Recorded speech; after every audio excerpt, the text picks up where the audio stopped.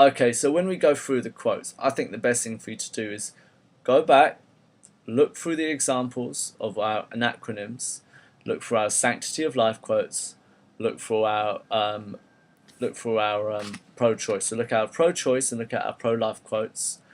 You've got your cards, you've got your information. Look at the quotes that match up and think about how you can use them in an exam. To save you time in terms of watching this video throughout over and over again. But just a few quotes for you to know for pro-life. It is He, Allah, who granteth life and death. Nor can a soul die except by Allah's leave, the term being fixed by writing, which is from the Quran. And then kill not your children for fear of want is a really good one for materialism. Kill not your children for fear of want. Don't kill your fetus or terminate your fetus or embryo simply because you want to pursue a career. Kill not your children for fear of want. That would be a good materialism argument against abortion. Now, on that metaphysical issue of when life starts, this is very important here. The idea is you've got three ideas based on one quote. So the quote, which is worth really knowing very well: the creation of each of you is brought together in his mother's belly for 40 days, 40, in the form of a seed. Then a clot of blood, for a like period, that's another 40 days. Then a morsel of flesh for a like period, that's another 40 days. And then an angel is sent to him who blows life into him, blows a breath of life into him. And that's from the Hadith. That's a saying from the Prophet Muhammad. So the creation of each of you is brought together in a mother's belly for 40 days as a seed. Then a clot of blood for a like period. Then a morsel of flesh for a like period. And then the angel of death, sorry, my computer keeps slipping. Then the angel of death comes to you and breathes life into you.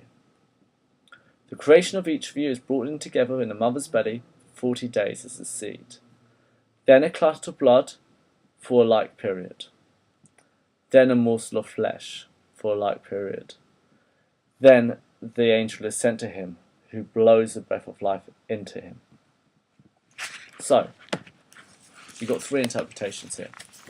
One of these is the idea that life starts at conception anyway. So, ignore the quote. You don't want to risk it. You don't know when life starts. You don't know the real truth behind the metaphysics. Life starts at conception. Then you've got the idea of 40 days. So at 40 days, before 40 days, abortion's okay. So the morning after pill, for example, is okay.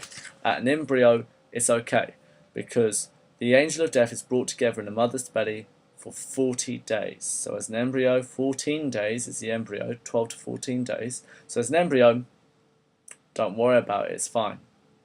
Okay? After 40 days, not acceptable. Don't risk it. And then there's the conception that, it's 120 days.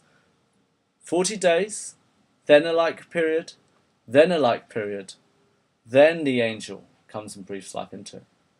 So that suggests 120 days is 120 divided by 7, 10. Well, it's still under 20 weeks, but the fact is, it's still a long. This is still a long period of time by which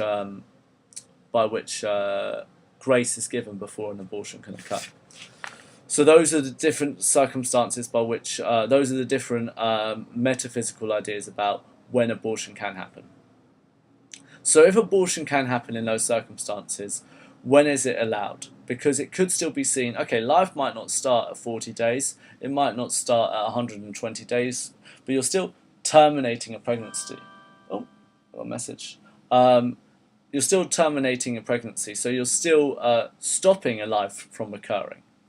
So it could still be seen as playing God. It could still be going against the theologically determined ideas from God. So within Islam, It's okay if there is a good reason for it. So this might be if the mother's life is at risk, or in cases of rape, because in those circumstances that's going to involve serious mental issues for the mother and child, or the mother could die. So why are you going to kill it? Sanctity of life is surely more important there. So you need to be able to explain why someone might be able to have an abortion and think of those effects. Why would someone not want to have a child when they're raped? Why would someone not want to have a child if their life is at risk? I think the answers there are quite obvious. But you can't do it for materialistic reasons. Kill not your children for fear of want, as mentioned.